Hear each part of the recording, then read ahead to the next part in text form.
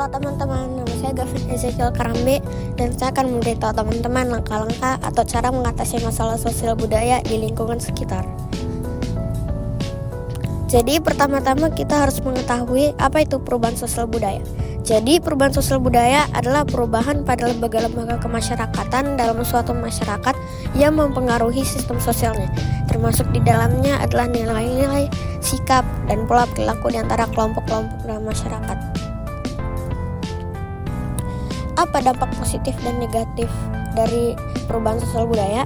Jadi dampak positif dan negatifnya adalah mempermudah mobilitas masyarakat karena adanya perubahan dalam transportasi dan teknologi komunikasi, meningkatnya tenaga kerja yang profesional karena adanya perubahan dalam pendidikan dan pelatihan kerja. Tetapi dampak negatifnya adalah dapat menyebabkan masyarakat kehilangan nilai-nilai tradisional dan identitas budaya yang menjadi ciri khas mereka, dan juga dapat menimbulkan kerusakan lingkungan. Apa itu masalah sosial?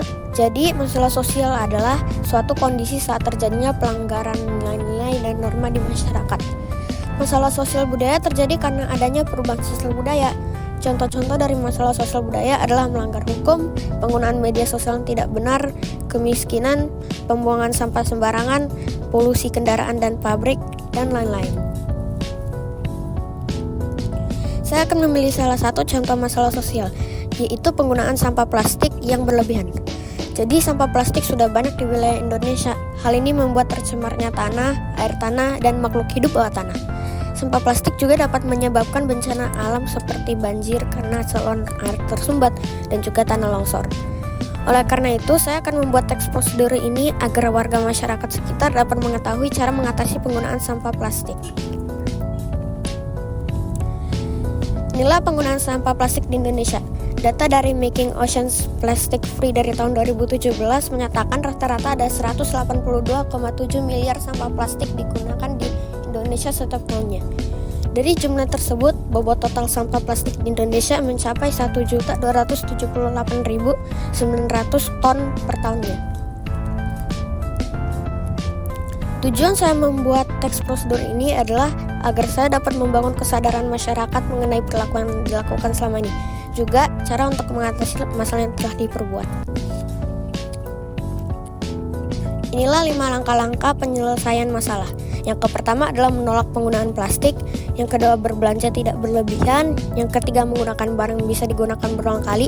Yang keempat, menggunakan benda yang ramah lingkungan. Dan yang kelima adalah daur ulang sampah plastik. Yang pertama adalah menolak penggunaan sampah plastik. Jadi menggunakan sampah plastik dapat mencemari lingkungan. Oleh karena itu kita harus mengurangi penggunaan sampah plastik dengan cara menolak tawaran kantong plastik saat berbelanja, melainkan menggunakan kantong yang bisa dipakai berulang kali. Langkah-langkah yang kedua adalah berbelanja tidak berlebihan. Berbelanja tidak berlebihan dapat mengurangi sampah plastik karena kita jarang berpergian ke sebuah toko ataupun tempat makan sehingga kita tidak diberi kantong plastik. Jika kita selalu sering berbelanja, maka kita juga akan lebih sering diberi kantong plastik. Langkah-langkah ketiga adalah menggunakan barang yang bisa digunakan berulang kali. Kita juga bisa mengurangi sampah plastik dengan cara menggunakan barang yang bisa digunakan berulang kali seperti tempat bekal, tumbler, dan lain-lain.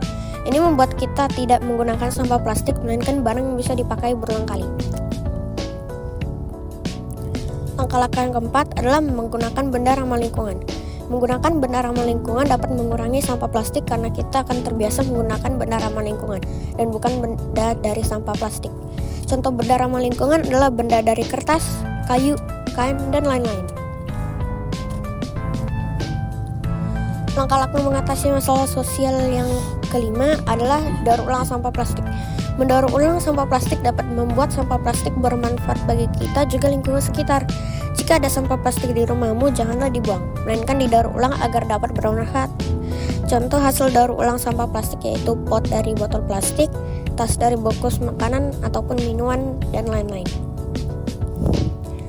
Sekian, terima kasih karena sudah menyaksikan.